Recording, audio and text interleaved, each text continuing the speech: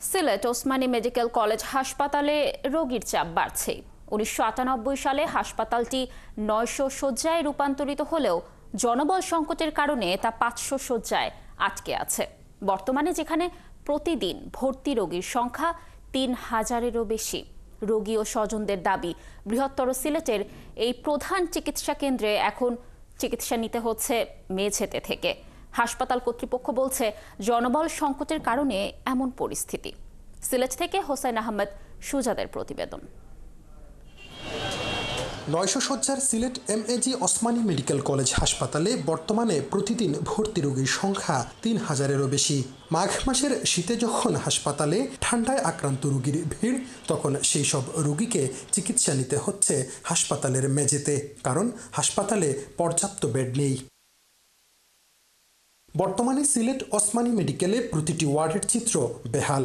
Medicine, cardiology থেকে শুরু করে শিশু ওয়ার্ড, প্রত্যেক জায়গায় মানুষের উপচে পড়া ভিড়।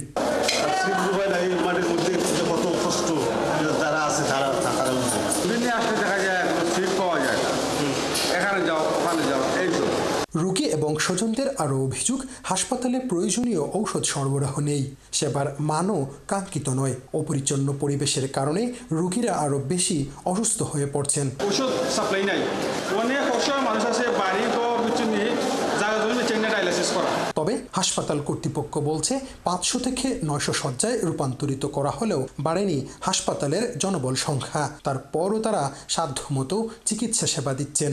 আমাদের ক্যাপাবিলিটি ৫০০ আর ক্যাপাসিটি ৯০০, কিন্তু আমাদের ইনডোরের রোগী মানে ২৫০ থেকে ২৯০০ পর্যন্ত আমি দেখেছি গত কয়েক মাসে ওঠানামা করে। তার মানে ৯০০টা বেড থাকলেও কিন্তু মিনিমাম ৩ গুণ পেশেন্ট ভর্তি থাকে। ভর্তি রোগী ছাড়াও প্রতিদিন Sylhet MAG Osmani medical college হাসপাতালের বহির্বিভাগে চিকিৎসা নেন প্রায় ৪,০০০ মানুষ। হোসেন আহমেদ সুজা, ৭১, সিলেট।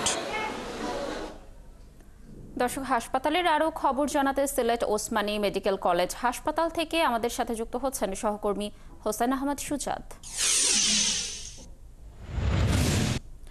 সুজাদ, এখন হাসপাতালে কতজন রোগী ভর্তি আছেন? তারা কি প্রয়োজনীয় ওষুধ এবং স্যালাইন পাচ্ছে কিনা?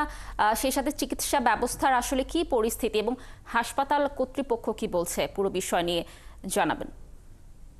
শুভ সকাল লাবণী। আসলে সত্যি মাঘ মাসের শীত চলছে, কিন্তু এই শীতে ওসমানী মেডিকেল কলেজ হাসপাতালের চিকিৎসা ব্যবস্থা একেবারে বেহাল। আজকে আমরা যেটা জেনেছি যে ২,৫০০-এর উপরে রোগী কিন্তু Sylhet MAG Osmani medical college হাসপাতালে ভর্তি আছেন, এবং যে সকল ওয়ার্ড রয়েছে, বিশেষ করে মেডিসিন ওয়ার্ড এবং শিশু ওয়ার্ড, কার্ডিওলজি ওয়ার্ড, সেই সকল ওয়ার্ডে কিন্তু মানুষজন বেড পাচ্ছেন না, মানুষজন মেঝেতে চিকিৎসা নিচ্ছেন, এবং এই মেঝেতে চিকিৎসা নেওয়ার কারণে কিন্তু অনেক মানুষজন অসুস্থ হয়ে পড়ছেন, এবং রোগীদের সাথে যে সকল স্বজনরা এসেছেন তারাও কিন্তু অসুস্থ হয়েছেন। এবং এই মুহূর্তে আমি আছি হাসপাতালের বহির্বিভাগে। আপনাকে যদি আমি বহির্বিভাগের একটু চিকিৎসা নিতে আসা মানুষের দীর্ঘ সারি যদি দেখাই, যে এখানে ৮টা থেকে কিন্তু বহির্বিভাগে টিকিট দেওয়া শুরু হয়েছে, কিন্তু ভোর ৬টা থেকে মানুষজন দাঁড়িয়ে আছে টিকিট নেওয়ার জন্য, এবং সময় যত যাচ্ছে ততই কিন্তু মানুষের সংখ্যা বাড়ছে।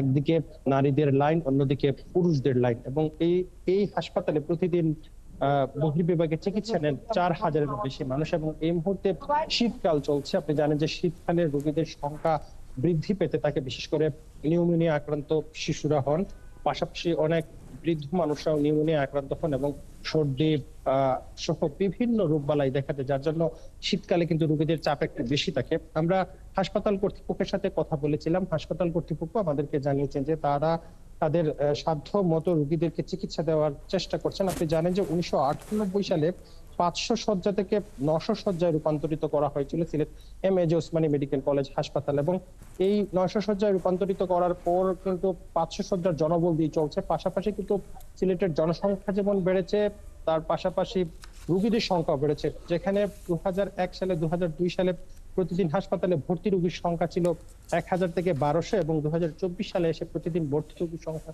থাকছে ২৮০০ থেকে ৩,০০০-এর ভেতরে। অর্থাৎ সময় যত যাচ্ছে ততই কিন্তু রোগীর সংখ্যা বাড়ছে। তার বিপরীতে কিন্তু ডাক্তার, চিকিৎসক, নার্স এদের সংখ্যা কিন্তু বাড়েনি। অর্থাৎ জনবল বাড়ায়নি সরকার, এবং এই জনবল না বাড়ানোর কারণে কিন্তু চিকিৎসা ব্যাহত হচ্ছে। হাসপাতাল কর্তৃপক্ষ আমাদেরকে জানিয়েছে যে তারা ইতোমধ্যে স্বাস্থ্য মন্ত্রণালয়ে প্রস্তাবনা দিয়েছেন, এবং সেই প্রস্তাবনার যদি বাস্তবায়ন হয় তাহলে মানুষের কষ্ট কিছুটা লাঘব হবে।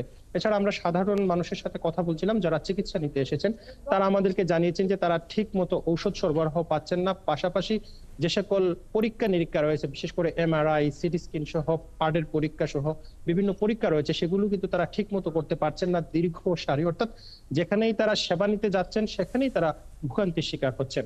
লাবণী। সুজাত, ধন্যবাদ আপনাকে আমাদের সাথে যুক্ত থাকার জন্য। আপনি থাকুন সেখানে, আমরা আপনার কাছ থেকে সর্বশেষ তথ্য জানার চেষ্টা করব। দর্শক, যেমনটি বলছিলাম, সিলেট ওসমানী মেডিকেল কলেজ হাসপাতালে রোগীর চাপ বাড়ছে, সেই সাথে সেখানে শয্যা সংকট রয়েছে। এ ব্যাপারে বিস্তারিত তথ্য জানাচ্ছিলেন আমাদের সহকর্মী।